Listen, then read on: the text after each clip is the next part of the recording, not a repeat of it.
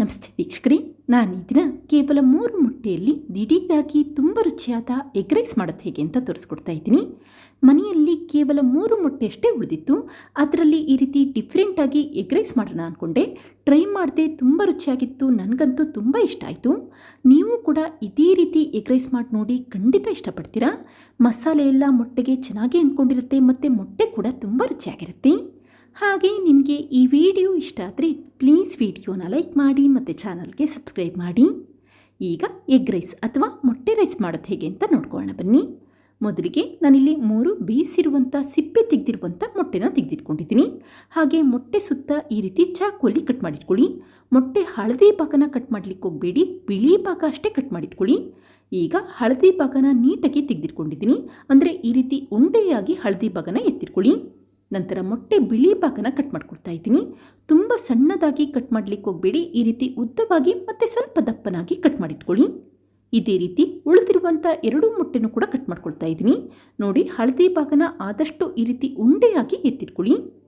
ಈಗ 1 ಟೀ ಸ್ಪೂನಷ್ಟು ಅಚ್ಕಾರದ ಪುಡಿ ಹಾಕ್ಕೊಳ್ತಾ ಇದ್ದೀನಿ. ನಿಮಗೆ ಖಾರ ಎಷ್ಟು ಬೇಕೋ ಅಷ್ಟು ಪ್ರಮಾಣದಲ್ಲಿ ಅಚ್ಕಾರದ ಪುಡಿ ಉಪಯೋಗಿಸ್ಕೊಳ್ಳಿ. ನಂತರ 1 ಟೀ ಸ್ಪೂನಷ್ಟು ಶುಂಠಿ ಬೆಳ್ಳುಳ್ಳಿ ಪೇಸ್ಟ್, ಹಾಗೆ ರುಚಿಗೆ ತಕ್ಕಷ್ಟು ಉಪ್ಪು ಹಾಕಿದ್ದೀನಿ. ಈಗ 1 ಟೇಬಲ್ ಸ್ಪೂನಷ್ಟು ಕಾರ್ನ್ಫ್ಲೋರ್ ಹಾಕ್ಕೊಳ್ತಾ ಇದ್ದೀನಿ. ಕಾರ್ನ್ಫ್ಲೋರ್ ಇದ್ದರೆ ಉಪಯೋಗಿಸಿ, ಇಲ್ಲ ಅಂತಂದರೆ ಹಾಕಲಿಲ್ಲ ಅಂದರೂ ಕೂಡ ನಡೆಯುತ್ತೆ. ನಂತರ ಸ್ವಲ್ಪ ಅಷ್ಟೇ ತಣ್ಣೀರನ್ನು ಹಾಕಿ ಚೆನ್ನಾಗಿ ಮಿಕ್ಸ್ ಮಾಡಿಟ್ಕೊಳ್ಳಿ. ತುಂಬ ತೆಳುವಾಗಿ ಮಾಡಲಿಕ್ಕೆ ಹೋಗಬೇಡಿ, ಈ ರೀತಿ ಸ್ವಲ್ಪ ಗಟ್ಟಿಯಾಗಿ ಕಲಸಿಟ್ಕೊಳ್ಳಿ. ಈಗ ಈ ಕಟ್ ಮಾಡಿರುವಂಥ ಮೊಟ್ಟೆಗೆ ಈ ಮಸಾಲೆನ ಚೆನ್ನಾಗಿ ಹೊರಡಿಸಿಟ್ಕೊಳ್ತಾ ಇದ್ದೀನಿ. ಹಾಗೆ ಈ ಮೊಟ್ಟೆನ ಒಂದು 5 ನಿಮಿಷ ಹಾಗೆ ಇಟ್ಬಿಡಿ. ಇದೇ ಸಮಯದಲ್ಲಿ ಮತ್ತೊಂದು ಬಾಣಲಿಗೆ 3 ಟೇಬಲ್ ಸ್ಪೂನಷ್ಟು ಎಣ್ಣೆ ಹಾಕ್ಕೊಳ್ತಾ ಇದ್ದೀನಿ. ಎಣ್ಣೆ ಬಿಸಿಯಾದ ನಂತರ ಗರಂ ಮಸಾಲ ಪದಾರ್ಥಗಳನ್ನ ಹಾಕೊಳ್ಳಿ. ಹಾಗೆ 2 ಮೀಡಿಯಮ್ ಸೈಜ್ ಈರುಳ್ಳಿನ ಉದ್ದವಾಗಿ ಹೆಚ್ಚಿ ಹಾಕಿದರೆ 3 ಹಸಿರು ಮೆಣಸಿನ್ಕಾಯಿನ ಉದ್ದವಾಗಿ ಹೆಚ್ಚಿ ಹಾಕ್ಕೊಂಡಿದ್ದೀನಿ. ನಂತರ 1/4 ಟೀ ಸ್ಪೂನಷ್ಟು ಉಪ್ಪು ಹಾಕಿ ಫ್ರೈ ಮಾಡಿಟ್ಕೊಳ್ಳಿ. ಆವಾಗ ಈರುಳ್ಳಿ ಬೇಗ ಫ್ರೈ ಆಗುತ್ತೆ ಅಂತಷ್ಟೇ. ಈ ರೀತಿ ಈರುಳ್ಳಿ ಬಣ್ಣ ಬದಲಾಗಬೇಕು ಮತ್ತು ಸಾಫ್ಟ್ ಆಗಬೇಕು, ಅಲ್ಲಿವರೆಗೂ ಫ್ರೈ ಮಾಡಿಟ್ಕೊಂಡ್ರೆ ಸಾಕು. ನಂತರ 2 ಟೇಬಲ್ ಸ್ಪೂನಷ್ಟು ಶುಂಠಿ ಬೆಳ್ಳುಳ್ಳಿ ಪೇಸ್ಟ್ ಹಾಕ್ಕೊಂಡಿದ್ದೀನಿ. ಹಾಗೆ ಈ ಶುಂಠಿ ಬೆಳ್ಳುಳ್ಳಿ ಪೇಸ್ಟಲ್ಲಿರುವಂಥ ಹಸಿ ಸ್ಮೆಲ್ ಹೋಗಬೇಕು, ಅಲ್ಲಿವರೆಗೂ 1 ನಿಮಿಷ ಫ್ರೈ ಮಾಡಿಟ್ಕೊಳ್ಳಿ. ನಂತರ 3 ಮೀಡಿಯಮ್ ಸೈಜ್ ಟೊಮೆಟೊನ ಸಣ್ಣದಾಗಿ ಹೆಚ್ಚಿ ಹಾಕ್ಕೊಂಡಿದ್ದೀನಿ. ಈಗ ಉರಿನ ಮೀಡಿಯಮ್ ಫ್ಲೇಮಲ್ಲಿ ಇಟ್ಕೊಂಡು 1-2 ನಿಮಿಷ ಫ್ರೈ ಮಾಡಿಟ್ಕೊಳ್ಳಿ. ಆವಾಗ ಟೊಮೆಟೊ ಚೆನ್ನಾಗಿ ಸಾಫ್ಟ್ ಆಗುತ್ತೆ ಅಂತಷ್ಟೇ. ಈಗ 2 ಟೇಬಲ್ ಸ್ಪೂನಷ್ಟು ಅಚ್ಕಾರದ ಪುಡಿ ಹಾಕಿದರೆ 1 ಟೇಬಲ್ ಸ್ಪೂನಷ್ಟು ಧನಿಯಾ ಪುಡಿ, ಅರ್ಧ ಟೀ ಸ್ಪೂನಷ್ಟು ಜೀರಿಗೆ ಪುಡಿ, ಹಾಗೆ 1/4 ಟೀ ಸ್ಪೂನಷ್ಟು ಅರಿಶಿಣದ ಪುಡಿ ಹಾಕ್ಕೊಂಡಿದ್ದೀನಿ. ಈಗ ಚೆನ್ನಾಗಿ ಮಿಕ್ಸ್ ಮಾಡಿಟ್ಕೊಳ್ಳಿ.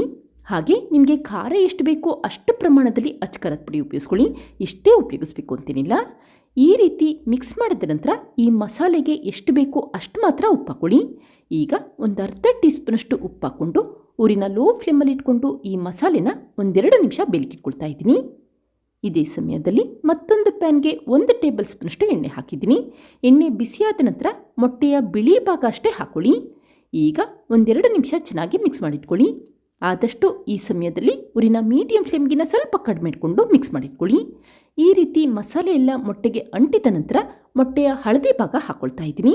ಹಾಗೆ ಮೊಟ್ಟೆಯ ಹಳದಿ ಭಾಗ ಹಾಕಿದ ನಂತರ ಒಂದು ಅರ್ಧ ಟೇಬಲ್ ಸ್ಪೂನಷ್ಟು ಎಣ್ಣೆ ಹಾಕ್ಕೊಳ್ಳಿ. ಆವಾಗ ಈ ಮೊಟ್ಟೆಗೆ ಮಸಾಲೆ ಎಲ್ಲ ಚೆನ್ನಾಗಿ ಅಂಟಿರುತ್ತೆ ಅಂತಷ್ಟೇ. ಈಗ ನೋಡಿ, ಮೊಟ್ಟೆಯ ಹಳದಿ ಭಾಗಕ್ಕೆ ಮಸಾಲೆ ಎಲ್ಲ ಚೆನ್ನಾಗಿ ಅಂಟ್ಕೊಂಡಿದೆ ಮತ್ತು ಈ ಮೊಟ್ಟೆ ಕೂಡ ತುಂಬ ರುಚಿಯಾಗಿರುತ್ತೆ. ಕೊನೆಯದಾಗಿ ಈ ಮೊಟ್ಟೆ ಮಿಶ್ರಣಕ್ಕೆ 1 ಚಿಟಿಕೆಯಷ್ಟು ಅಚ್ಕಾರದ ಪುಡಿ ಹಾಕಿದರೆ 1 ಚಿಟಿಕೆಯಷ್ಟು ಅರಿಶಿಣದ ಪುಡಿ, ಹಾಗೆ 1 ಚಿಟಿಕೆಯಷ್ಟು ಉಪ್ಪು ಹಾಕ್ಕೊಳ್ತಾ ಇದ್ದೀನಿ. ಈ ಸಮಯದಲ್ಲಿ ಮತ್ತೆ ಅಚ್ಕಾರದ ಪುಡಿ ಉಪ್ಪು ಹಾಕೋದ್ರಿಂದ ಮೊಟ್ಟೆಗೆ ಮಸಾಲೆ ಎಲ್ಲ ಚೆನ್ನಾಗಿ ಅಂಟ್ಕೊಂಡಿರುತ್ತೆ ಮತ್ತು ಇನ್ನೂ ರುಚಿಯಾಗಿರುತ್ತೆ ಅಂತಷ್ಟೇ. ಈಗ ಒಂದ್ಸರಿ ಮಿಕ್ಸ್ ಮಾಡಿಕೊಂಡು ತಕ್ಷಣವೇ ಸ್ಟವ್ ಆಫ್ ಮಾಡ್ಕೊಳ್ಳಿ. ಹಾಗೆ ಈ ಮೊಟ್ಟೆನ ಹಾಗೆ ಎತ್ತಿಟ್ಕೊಳ್ಳಿ, ನಂತರ ಉಪಯೋಗಿಸಬಹುದು. ಈಗ ನೋಡಿ, ಮಸಾಲೆ ಕೂಡ ಚೆನ್ನಾಗಿ ಬೆಂದಿದೆ. ಈ ರೀತಿ ಎಣ್ಣೆ ಬಿಟ್ಟಿರಬೇಕು, ಆವಾಗ ಮಸಾಲೆಯಲ್ಲಿರುವಂಥ ಹಸಿ ಸ್ಮೆಲ್ಲೆಲ್ಲ ಹೊರಟೋಗಿರುತ್ತೆ. ನಂತರ ಒಂದು 6 ಕಪ್ಪಷ್ಟು ಬೇಯಿಸಿರುವಂಥ ಅನ್ನ ಹಾಕ್ಕೊಳ್ತಾ ಇದ್ದೀನಿ. ನೀವಿಲ್ಲಿ ಉಳಿದಿರುವಂಥ ಅನ್ನ ಇದ್ದರೆ ಅದನ್ನೇ ಕೂಡ ಉಪಯೋಗಿಸಬಹುದು. ಈಗ ಊರಿನ ಲೋ ಫ್ಲೇಮಲ್ಲಿ ಇಟ್ಕೊಂಡು ಚೆನ್ನಾಗಿ ಮಿಕ್ಸ್ ಮಾಡಿಟ್ಕೊಳ್ಳಿ. ಆವಾಗ ಈ ಮಿಶ್ರಣ ತಳ ಹಿಡಿಯೋದಿಲ್ಲ ಮತ್ತು ಮಸಾಲೆ ಎಲ್ಲ ಅನ್ನದಗಳಿಗೆ ಚೆನ್ನಾಗಿ ಅಂಟ್ಕೊಂಡಿರುತ್ತೆ ಅಂತಷ್ಟೇ. ಈಗ ನೋಡಿ, ನೀಟಾಗಿ ಮಿಕ್ಸ್ ಮಾಡಿಟ್ಕೊಂಡಿದ್ದೀನಿ. ಕೊನೆಯದಾಗಿ ರುಚಿಗೆ ತಕ್ಕಷ್ಟು ಉಪ್ಪು ಹಾಕ್ಕೊಳ್ಳಿ. ಮಸಾಲೆ ಫ್ರೈ ಮಾಡಬೇಕಾದ್ರೆ ಸ್ವಲ್ಪ ಉಪ್ಪು ಹಾಕಿರೋದ್ರಿಂದ ಈಗ ಕಡಿಮೆ ಪ್ರಮಾಣದಲ್ಲಿ ಉಪ್ಪು ಹಾಕ್ಕೊಳ್ಳಿ. ಹಾಗೆ ಒಂದು 3 ಟೇಬಲ್ ಸ್ಪೂನಷ್ಟು ಸಣ್ಣದಾಗಿ ಹೆಚ್ಚಿರುವಂಥ ಕೊತ್ತಂಬರಿ ಸೊಪ್ಪು ಹಾಕಿದರೆ ಈ ಫ್ರೈ ಮಾಡಿಟ್ಟಂಥ ಮೊಟ್ಟೆ ಹಾಕ್ಕೊಳ್ತಾ ಇದ್ದೀನಿ. ಮೊದಲು ಈ ರೀತಿ ಮೊಟ್ಟೆಯ ಬಿಳಿ ಭಾಗ ಅಷ್ಟೇ ಹಾಕ್ಕೊಳ್ಳಿ. ಈಗ ಒಂದ್ಸರಿ ಮಿಕ್ಸ್ ಮಾಡ್ಕೊಳ್ತಾ ಇದ್ದೀನಿ. ಆದಷ್ಟು ಊರಿನ ಲೋ ಫ್ಲೇಮಲ್ಲಿ ಇಟ್ಕೊಂಡು ನೀಟಾಗಿ ಮಿಕ್ಸ್ ಮಾಡಿಟ್ಕೊಳ್ಳಿ. ಈಗ ಚೆನ್ನಾಗಿ ಮಿಕ್ಸ್ ಮಾಡಿಕೊಂಡು ತಕ್ಷಣವೇ ಸ್ಟವ್ ಆಫ್ ಮಾಡ್ಕೊಂಡಿದ್ದೀನಿ. ಹಾಗೆ ಸ್ಟವ್ ಆಫ್ ಮಾಡಿದ ನಂತರ ಮೊಟ್ಟೆಯ ಹಳದಿ ಭಾಗ ಹಾಕೊಳ್ತಾ ಇದ್ದೀನಿ. ಆವಾಗ ಈ ಉಂಡೆಗಳು ಒಡ್ಕೊಳ್ಳಲ್ಲ ಮತ್ತು ಮಸಾಲೆ ಎಲ್ಲ ಚೆನ್ನಾಗಿ ಅಂಟಿರುತ್ತೆ ಅಂತಷ್ಟೇ. ಈಗ ಈ ಮಾಡಿಟ್ಟಂಥ ಮೊಟ್ಟೆ ರೈಸ್ ಅಥವಾ ಎಗ್ ರೈಸ್ನ ಮತ್ತೊಂದು ಪ್ಲೇಟ್ಗೆ ಸರ್ವ್ ಮಾಡ್ಕೊಳ್ತಾ ಇದ್ದೀನಿ. ನೋಡಿ, ಮಸಾಲೆ ಎಲ್ಲ ಅನ್ನದಗಳಿಗೆ ಎಷ್ಟು ಚೆನ್ನಾಗಿ ಅಂಟಿದೆ. ಬಿರಿಯಾನಿ ರೀತಿ ತುಂಬ ರುಚಿಯಾಗಿರುತ್ತೆ. ಒಂದ್ಸರಿ ಟ್ರೈ ಮಾಡಿ ನೋಡಿ, ಖಂಡಿತ ಮತ್ತೆ ಮಾಡ್ತೀರಾ. ಈಗ ಕಟ್ ಮಾಡಿರುವಂಥ ಈರುಳ್ಳಿಯಿಂದ ಡೆಕೋರೇಟ್ ಮಾಡಿಟ್ಕೊಂಡಿದ್ದೀನಿ. ಈಗ ನೋಡಿ, ಮೊಟ್ಟೆ ರೈಸ್ ರೆಡಿಯಾಗಿದೆ. ಹಾಗೆ ಒಂದ್ಸರಿ ಈ ರೀತಿ ಮೊಟ್ಟೆ ರೈಸ್ ಮಾಡಿ ನೋಡಿ, ಖಂಡಿತ ಮನೆಯವ್ರಿಗೆಲ್ಲ ತುಂಬ ಇಷ್ಟ ಆಗುತ್ತೆ. ನೋಡುತ್ತಿರಲ್ಲ ಫ್ರೆಂಡ್ಸ್, ಎಷ್ಟು ಸುಲಭವಾಗಿ ದಿಢೀರಾಗಿ ಮತ್ತು ಡಿಫ್ರೆಂಟಾಗಿ ಮೊಟ್ಟೆ ರೈಸ್ ಯಾವ ರೀತಿ ಮಾಡಿದೆ ಅಂತ ಗೊತ್ತಾಯ್ತಲ್ವಾ. ನೀವು ಕೂಡ ಒಮ್ಮೆ ಪ್ರಯತ್ನಿಸಿ, ಖಂಡಿತ ಇಷ್ಟಪಡ್ತೀರಾ. ಹಾಗೆ ಮನೆಯವ್ರಿಗೂ ಕೂಡ ತುಂಬ ಇಷ್ಟ ಆಗುತ್ತೆ. Thank you. ಲೈಕ್ ಮಾಡಿ ಮತ್ತು ಸಬ್ಸ್ಕ್ರೈಬ್ ಮಾಡಿ.